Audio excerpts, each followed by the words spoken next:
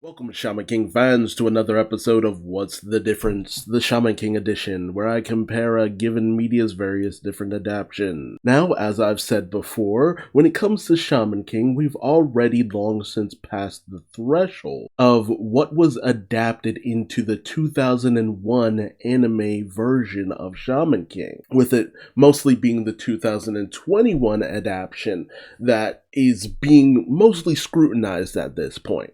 However, there are still certain elements that kind of still trickled over into the original anime. One of which, in this case, was the confrontation that Team The Ren had against the Buddhist-inspired team in the manga and newer anime that was Team Gandahara, specifically Team Wisdom King, a team that would be tough for them to overcome because they have God-class spirits on their side. But the original anime had them going up against a team led by a woman named Lady Nyoren, in a similar vein to Lady Sati from the manga. She was this leader of this big kind of religious movement, if you will. However, Lady Sati's power is very legit, with the ability to resurrect people, heal people,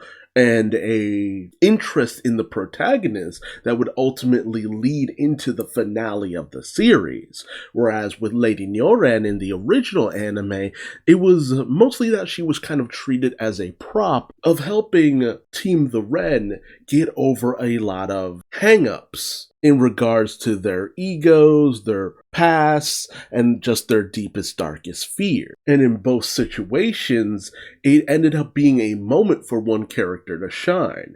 In the original, it was a good moment for Chocolove to shine and really show his worth, with both Horohoro and Ren being crippled by their darkness. And ultimately it was up to Chocolove to help them shake away that darkness, defeat Lady Nyoren, but also help the young girl start to try to live a normal life. In terms of the manga, with Ren's team going up against the Wisdom Kings of Gandahara, while initially it starts out as a battle mainly concerning Ren, the true point of this battle ends up being one that puts Horohoro to the forefront, not so much in just showing off his ability, but showing that Horohoro is a little bit more than he likes to let on, that he's capable of more than he lets on. Let's jump in and compare things. Now, I won't be going back over the original anime's episode 50, I Have Darkness in My Heart. I've gone over that already previously, almost twice at this point. And honestly, it's just the situation and a few very minor elements that relate it to the manga. What I'll truly be going over is the manga and newer anime, with volume 25, chapter 222, Types of Buddha, and the 2021 anime's episode 40, Humility. Let's jump in. We open up with Yo having a more melancholy look to himself than normal, and that's because he knows that this is the true beginning of a lot of the more difficult aspects of the shaman fight. The fight against Hao, a fight against Silva, just a lot of situations Yo would rather not be involved in. There's a lot of heartbreak basically coming his way. And of course, Anna gives him a little bit of divine punishment. They do cut out the fact that Pochi and Kochi also get a little bit of divine punishment as well, just because they were acting as idiots in the background. So again, the anime just leaving out kind of unnecessary stuff, specifically more comedic elements that don't really add too much. But Anna's gotten a little tired of Yo looking for the easy way out. The anime also cuts out a little bit of Tamao kind of, I guess you could say, envying their relationship. Also, when the X-Laws show up, they cut out a bit of Marco eating chocolate with his coffee. He's basically here to kind of get some intel on Gandahara. The anime also cuts out a little bit of Ryu essentially trying to flirt with Jean, even though you can't really see her in the Iron Maiden. And a little bit of the I guess you could say burying the hatchet or just smooching things over now that the X-Laws and Yo's group have kind of entered into friendlier terms, more or less. Trying to kind of keep the more serious atmosphere of things, which the anime just really wants to push. It's just like, no, this is a serious moment and we want to continue on with the mood kind of set. And Ryu is, of course, the one to actually give the information because he's the one who's probably had the most involvement with Gandahara. And he talks about the various different entities, although his explanation is kind of cut a little bit short as he goes on that the top dogs are the ones who have achieved enlightenment and attained Buddhahood are the Tathagatas. The ones who help save people while training for enlightenment are called the Bodhisattvas. The ones that punish trouble-making souls who don't try to understand their teachings are the Wisdom Kings, and the ones with a variety of abilities that serve specialized domains are the Devas. But I probably cut out some of that explanation as it doesn't quite really relate to how a lot of these god-class spirits are kind of portrayed within the actual storyline. I mean, it gives you a bit of an idea, but not to a deeper degree. They cut out Lyserg's realization that the names of each of the classes of the Buddhist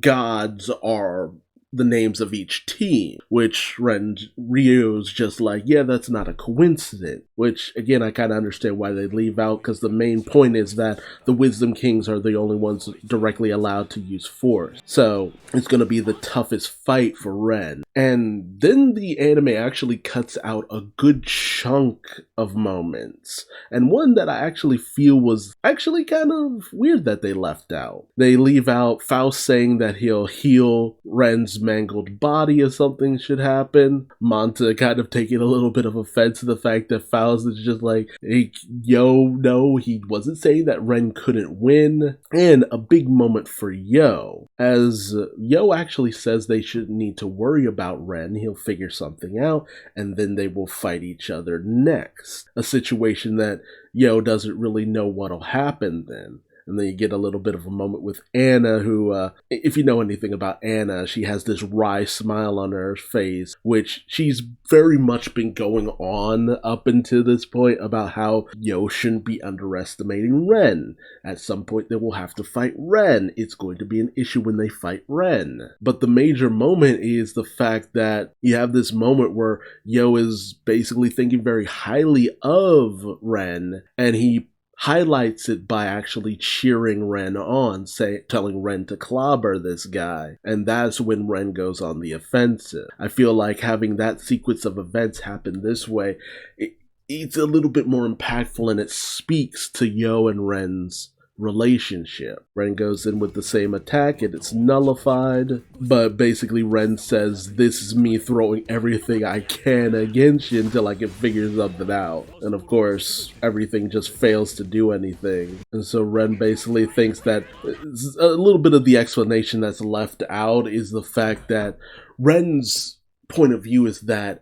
neutralizing an oversoul shouldn't be any different from destroying it with an attack, and that's why he thinks there must be some expenditure of Furyoku on his opponent's part that, makes it so that if Ren just keeps on pumping some Furyoku at the guy, something should eventually stick. But dude is just like, yeah, your power shouldn't be able to exceed my own. The anime also cuts out some of this guy's philosophizing. It's just like, you have potential but not enough. We as a culture don't really appreciate the destruction of life. Stop struggling and admit defeat. Yes, he says that in the anime, but then he takes a moment to compare Ren. He compares Ren to Sun Wukong struggling in the palm of a god, which, the story of Sun Wukong is very deeply entrenched in Buddhist culture and Buddhist teaching, as the dude completely dissolves Ren's oversoul, but Ren still sees the dude as nothing more than a speed bump, and so he gets knocked away. They also cut out the moment where Ren comes to a realization as we end the chapter, and then enter into chapter 223, neutral, that's all. There's also a cut to the fact that this guy was actually trying to throw Ren out of the arena, but he was saved by the totem pole. So Ren actually got lucky, or maybe it was Ren's own positioning. This guy goes in for another attack, and then we cut to outside where the X-Laws are, who seem to be on a bit of a mission, one final mission essentially. And then we cut to inside where Ren has used the shamanic oracle in order to dodge the attack. So Ren is actually starting to take his opponent a little bit serious, but still not doing any damage, but Ren is coming to a deeper understanding of the situation. And it goes to show that Ren isn't really thinking of the current battle, he's thinking of all that time back then. And I love the way it's portrayed in the manga, where you see Ren literally looking past this dude, past his spirit, and still at Yo, to that fight they had all that time back at the cemetery. Ren gets beaten down, but he stands right back on up. And then Ren reveals that he's trying to show the others how best to beat down this team. And the dude realizes, okay, so you're just basically trying to suss out the best way to defeat us. But it's just like, you assume that everyone in our team as a whole has all the same ability. But dude is basically like, no, that's to a certain degree you're right, but not everyone has the same exact abilities or the same exact way in that we work. We are neither good nor evil, we are true neutral. They don't like conflict, they accept things as the way they are. There is suffering in the world, and that is why Lady Sati has come to the shaman fight to end the suffering. Yanagi takes a bit of offense to being called a speed bump, but he calls out what Ren is fighting for. Is it really worth his suffering? Is it really going to bring him happiness? And of course Ren dismisses this, as Ren is only here to basically take down Yo. They do cut out Ren saying that if this match against the dude who I think his name is Yanagi, I'm not sure, if this match was his ultimate goal, this dude's power would actually discourage him a bit, but Ren is so determined to see what lies beyond the walls of power that he sees around him that he just can't help but try to move forward. It just makes him want to defeat Yo even more. And while the dude is just like, your power is nothing, the manga makes it clear that he is kind of sweating this a little bit. I think mostly because he's not really riling Ren up or anything. Ren is taking a lot of this situation in stride, honestly. But Ren manages to get one hit in. And one thing you don't really get to see in the anime is a good shot of Ren's new oversoul. But then we enter into chapter 224, Humility. Dude is shocked that his oversoul seems to have broke. And that's where we get the nice shot of Ren's new oversoul. Then Ren delivers a blow to this dude's spirit as the dude is shocked that a piece of Ren's oversoul is detached from itself. And Ren explains a bit of his hang-up, that he's only ever struck down enemies previously, but he just couldn't overcome Yo, and that's why he had to learn to strike down his enemy and gain a mastery over himself in order to defeat Yo one day. Ren delivers an attack, lightning spear, and then Ren says that the power he's gained is not one that destroys, it gives. But he goes a little bit further in the manga to say that the power becomes one with nature, which is the thing that helps power it up so much. And he introduces his new oversoul, Bushin 2. They cut out a little bit of Yo's shocked face at that moment. And then we cut to the moment where Ren actually asks Chocolove to help him get stronger. And I do love this moment where Ren actually admits that Chocolove is the most powerful of them and Horohoro is the weakest, but he admits that they need some form of training to get stronger. And that Opochao being here doesn't really matter because it's just like, can't really do anything about how. They just have to worry about themselves at this point. And I love me some chill Chocolove. He is shocked that Ren would actually ask him for help, but this is a good time for Ren to ask his Chocolove's teacher and newest spirit ally, Pascalabach, Kalamaba for short. And I will admit, I have been waiting the longest time to hear Pascalabach just speak.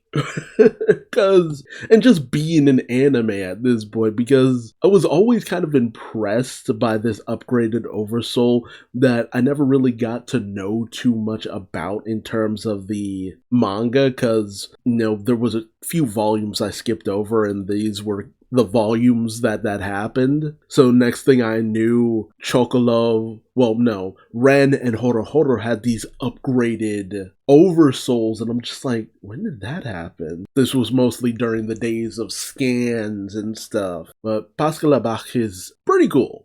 I like that. And it makes sense to go to him as, it was made to be a big thing that, Chocolov's new spirit ally was a previous contestant in the Shaman fight. And I do love Pascal's attitude, and he offers some interesting insight about the relationship between a shaman and their spirit ally. But Pascalabach starts, I should just call him Abba. Abba talks about the fact that both Horohoro and Ren are bad matches to their spirit ally to a certain extent. Horohoro's too hot-tempered for his ice spirit, and Ren is too posh for the servant Basson. There's no opportunity for growth between them and the way that they work. It would basically need them to give up this sense of selfishness that they have. They could create something entirely new just by adjusting themselves. Something I think is a little bit too convenient that Pascal talks about is the fact that in the mental scape, in the psyche, time doesn't exist there, so they can all easily be reborn. I'm also glad that they left out Abba being a little bit sexist and saying that it's just like women, for example. They've got no problem changing their minds. I'm just like, Abba, you are from the distant past. Basically, they were all reborn within the span of one night. And the dude, I guess Yanagi, starts to kind of show his hand a little bit, acting in shock that someone could actually even touch his spirit, only for him to be struck down by his own ally, with his ally Jackson basically being like, you were defeated because you lost your composure. That's it. I'm next. And this ends volume 25. And now we enter into volume 26, and we enter into chapter 225, Zero Tolerance, where Jackson is being a little harsh on Yanagi, just knocking him away because he brings shame to Sati's name. And Jackson says he's not as tolerant as Yanagi, that he'll take down anyone who gets in Sati's way. And then we have the moment of Yo questioning when Ren got this new oversoul, this upgrade that Horohoro and Chocolove probably did as well.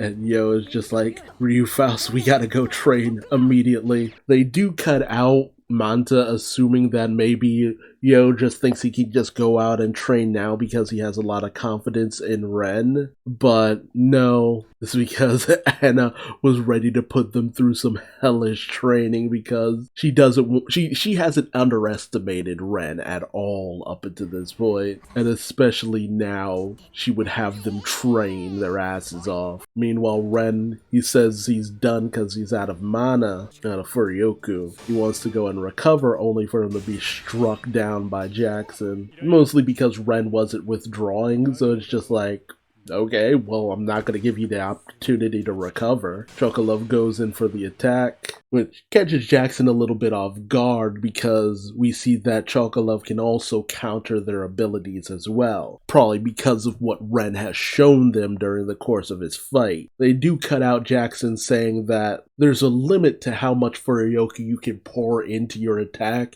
in order to counter the Wisdom King's ability, but Chocolove is ready to take this guy down, only for Abba to give him a little bit of punishment, because he feels like Chocolove is basically losing himself a little too much at the moment, and he reveals that Ren is just fine. They cut out a little bit of Abba's explanation that Jackson's spirit has something called a Kala sword that cuts 3 poisons defined in Buddhism: greed, hate, and ignorance, and because of the nature of this spiritual sword, it's one that attacks you more on the mental rather than on the physical. And Jackson is actually impressed, and Abba's just like, oh, I've been around for a long time. But then Jackson says some shit to kind of rattle them. It's just like, ordered around by your ghost? You guys must be second-rate shaman. Are you sure that guy'll live, though? He might never wake up. And then, of course, Chocolove reacts to it, and Abba's just like, shut the fuck up, dude! Calm your ass. Be cool. They cut out a little bit more of Abba's dialogue in the anime,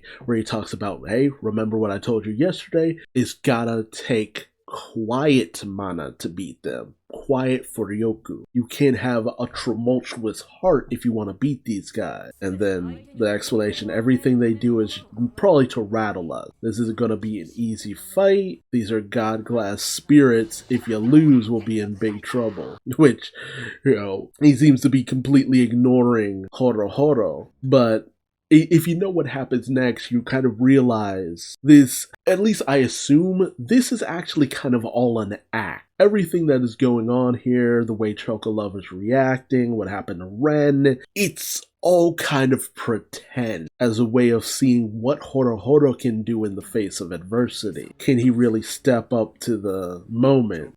Abba has a plan, and Chocolove and Ren are a part of it. And then Jackson tries to rile Chocolove a bit more, saying, hey, shouldn't you have a little bit more gratitude to Sati after she brought you back to life? Such insolence. You could use a good smiting. So Chocolove gets ready with Jaguar Man to go in on the attack, only for him to be completely blindsided by Kudo and his spirit. And then we enter into Chapter 226, Coordinated Cool. Anime cuts out some of the shock looks from everybody else. They also kind of censor what happened to Chocolove. They censor it a little bit, but considering what happens to Chocolove, it's just like, keeping it ambiguous is probably the best way to go. But Kudo explains, while Chocolove is agile, Jackson's spirit, the rope Akala is holding,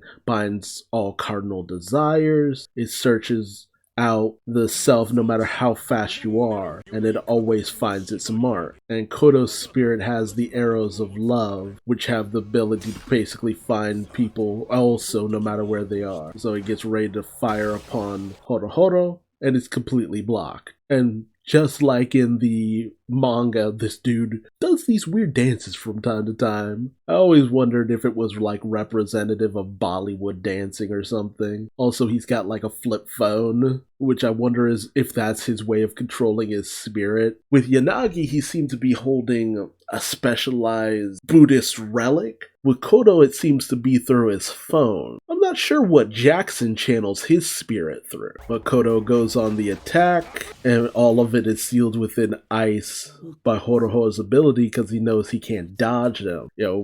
Chocolove is their fastest fighter, so if he couldn't dodge, there's no way Horohoro could. They have the arrows obviously have the ability to home in on someone's soul, so he's just weighing them down. This is Horohoro keeping his cool even in a really terrifying situation to him. And Horohoro is trying to figure out, it's just like, how did we lose? Abba is the strongest spirit of the lot of us, and yet Chocolove still lost. So it must be because Kodo stepped in, and there's no real rules against that. So, did Chocolove get confused, or were they just too powerful for him? And honestly, this moment kind of speaks back to Horohoro's fight against Blocken, in the fact that when Horohoro is backed into a corner, that's when he fights at his most ferocious, keeping his cool in a desperate situation. But he's like, forget that, as the other opponents bear down on him. The anime also cuts out a lot of the training that Horohoro and Ren were doing. We also get to see how Abba talks through Chocolove's Jaguar Man Oversoul, which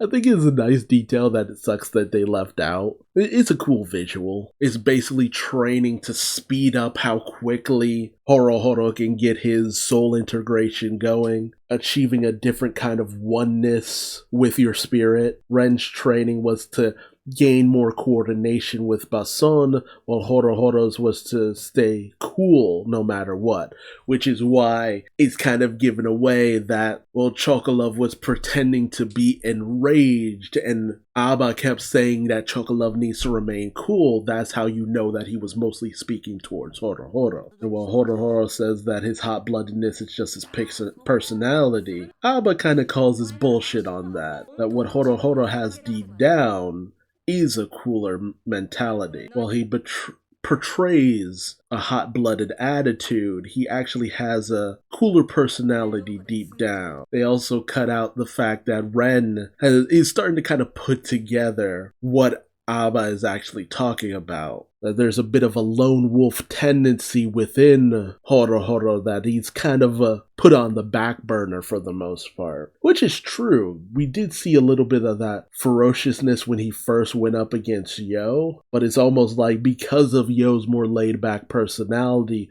Horohoro wasn't really able to, put that fully on display the way he should have. And then Ava talks to Kororo that Kororo must have seen the darkness that lies deep within Ryu. Horohoro, the wolf. And then we see it. Ren's new ability, ice so cold it burns. And then we cut to chapter 227. Nipopo Tekunpe. Tekunpe? I think it's Tekunpe. And an interesting little moment where Opocha is hanging out with Horohoro's little sister. And Opocha asks why she's not cheering for Horohoro. And that's because she doesn't want to see her brother potentially lose because the other side is so powerful. But this is the first time Opocha has actually realized how and acknowledged how strong Horohoro is deep down. There's also a bit of cutoff that Opocha says that Hao wants to kill Horohoro, but Horohoro not die, which is an interesting bit of dialogue. But then the real interesting part is when Opocha says that they see a wolf when they look at Horohoro, that Horohoro is scary. While Jackson tries to acknowledge this as nothing more than a cheap trick, suddenly his spirit is attacked from Horohoro's Nipopo Tekunpe, which, it translates to the Nipopo gauntlets. The left husband howl. Jackson reforms his spirit's arm, goes on the attack. Horohoro goes in with the right wife, freezing hand, shattering Jackson's serpent rope. He takes the rope, brings his spirit crashing into Kudo's spirit. Kudo sends out a barrage of arrows, which Horohoro easily destroys, and he uses Roaring Wind's God-given fist, utterly shattering Kudo's spirit. Oddly enough, they rework the scene a bit, where Horohoro in the manga is a lot closer to Kudo, like straight up right next to him, could freeze the dude instantly, right then and there. But in the anime, they make it so that Horohoro is still attacking from a distance. Don't know what the significance of changing that up is, but he still talks about severe frostbite burning like fire, just like he's burning now, much to the surprise of the entire team. And Sati, it's just like, so this is who we've been searching for. And she's gotten some information from the boys, where the boys talk about the fact that Sati seems to have saved them. And I'm not actually sure what they mean by that. I guess it's in the fact that they're grateful to Chocolove for not killing them, and also they're under Sati's protection from the forces of Hao, maybe something like that. And Sati has also been in contact with the June, something in line with, potentially helping the Tao family and helping Ren as well. And I think it's in an effort to get them stronger so that they can overcome Yo. But Sati is more focused on the fact that she has found who she's been looking for. Those who are neither good nor evil, those without bias, just simply working towards their dream. And then you have the moment where Sati is just like, I can't build a new world, but they can. I must guide the 5 warriors. And that's kind of acknowledgement on Sati's part that they're not going to be able to overcome Hao. That even she understands that Hao is someone who cannot be overcome, but she can help those who might be able to stop his ascension to Shaman King in the coming future. And the last of them is Usui Hurricane Horohoro. Also love the manga having this shot of Horohoro's dad still continuing his way back to Japan. Well, mainland Japan, Hokkaido and all that. And then you cut to chapter 228, an act where some of Yo's, or is it Ryu's dialogue is cut out. Basically the fact that they're in disbelief that Ren's team has gotten a lot stronger, but also a lot has happened. Ren got killed by the giant skeleton. Horohoro had to fight fight back against two of Hao's minions. Chocolove got killed, and they all made it through. And then Ryu acknowledging that Horohoro is in a different league, that there's something beneath the surface. And Yo acknowledges that yes, Horohoro yells and talks a lot, but he never says anything about his past. You know of his dream, and that's about it. Why is he so obsessed with it? They know the dark past of everyone except Horohoro. That there's something kind of dark driving almost all of them forward, but with Horohoro, there's something even darker beneath the surface that he's keeping hidden away. Like there's a story to tell that he hasn't put out there to the rest of them. But Yo doesn't want to push them if they don't have to. Not to mention they can't really worry about that,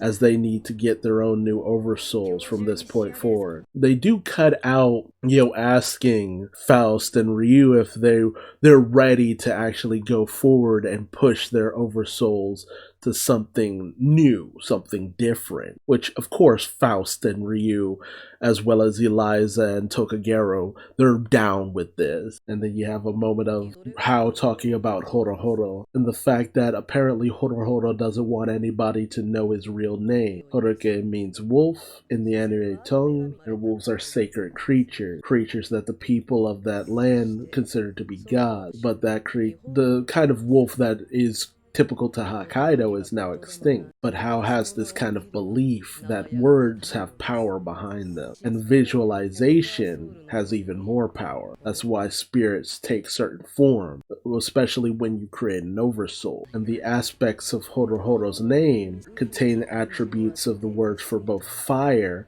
and a different translation for ice. So you're deriving fire from ice, and Hao thinks that that's perfect for Horohoro. Oddly enough, the anime does cut out Laki's questioning that the whole situation of Horohoro's defeat of Blocken was actually a lot more inevitable than they would have thought. And he questions if Hao would take Horohoro's power for his own, try to even assimilate him into his group or something, which is something that even Opachao was kind of sent on, and that's why Opachao referenced that in the manga, not so much in the anime. But how it's just like, nah, he's got too much of a will, he'd never break, he'd never come to me. And there's already people kind of bringing him to his side, trying to make use of his power. And of course, that's Gandahara and the Five Warriors. Furyoku is an aspect of the shaman fight, and only those who understand that can achieve victory. And so he's sending his minions off in 2 different teams, and you get to see everybody's new battle outfits. Team Moon is being sent on a specific assignment, while Team Flowers has a match coming up. Lakiste is going to go get out Opacha, and Lakiste also says that Yo has grown in power, and this is the beginning of the Star Festival. Something deep and dark is about to happen, essentially. And so the Wisdom Kings have run out of Furyoku. Team the Renwind, and they seem to have not suffered any injuries despite the contrast. And of course, Horohoro feels a little misled in the fact that they were pretending to be knocked out. But Ren does say that everything up until he was slashed by Jackson was real. And Chocolove says that, the only reason I managed to get out of the situation I was in was because Ren knew their true power and you basically distracted them. And it's not like Gandahara wasn't giving it their role as well. And Appa explains that their abilities kind of made them cocky and allowed the team the Ren to easily get around a lot of their abilities, which, I don't know, the way that Abba explains how Ren and Chocolove got around getting injured by the Wisdom King's attacks, I don't know. Something about that explanation feels kind of shady to me. But what can I say? What can I really say against that? Neutrality has no way of winning against reality. Whatever. If someone can explain how they got around that a little bit better than me, I am all for it. And Chocolove comments that they actually got to see Horohoro's true nature, and Ren says the one putting on an act was actually Horohoro. And Horohoro says he'll explain it someday, why he is the way he is. But Ren says he's not interested in a sob story, and Juggalo's just glad that they won. And the next match is Team Magical Princess versus Hanagumi. Alright, and that ends the comparison. Again, it's the issue that the newer Shaman King anime really does fall under is the fact that it really does not give a lot of its content time to breathe. It doesn't do things that would help elevate it to the next level. It is essentially just trying to get through its story as fast as possible, which it's showing it's very capable of doing, but you lose a lot of the nuance and a lot of the possibility of people having a deeper understanding of certain elements with some of what it cuts out. You know, the comedic moments to add on to certain character moments, the deep, in-depth explanations to make sure that the audience understands certain things, and there's nothing in terms of animation that really helps it stand out as well. And that's something that even the original anime had that really helped to elevate it.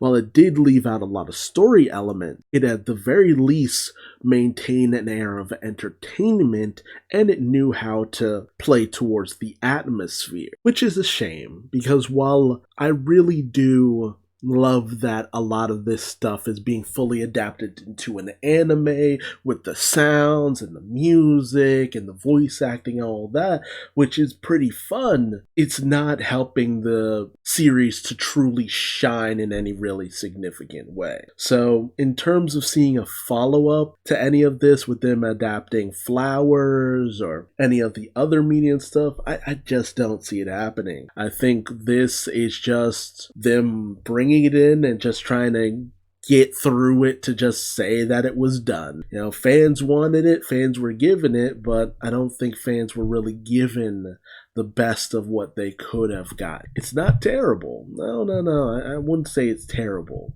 It's just a little mediocre. But I'm still enjoying myself, and I don't know about you, but at least there's that. I'm not one to really give up on something until the end, in most cases. But tell me your thoughts in the comments section below. How do you feel about Team the Ren going up against these teams steeped in Buddhism in terms of the manga, the original anime, and the newer anime?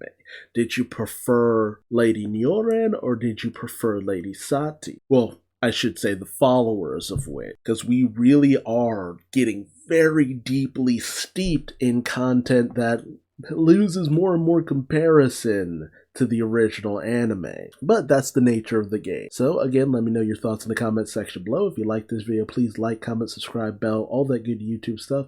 Until next time, I've been Duuz-Diz-Din, and I will see you in the next video. Till then, bye-bye.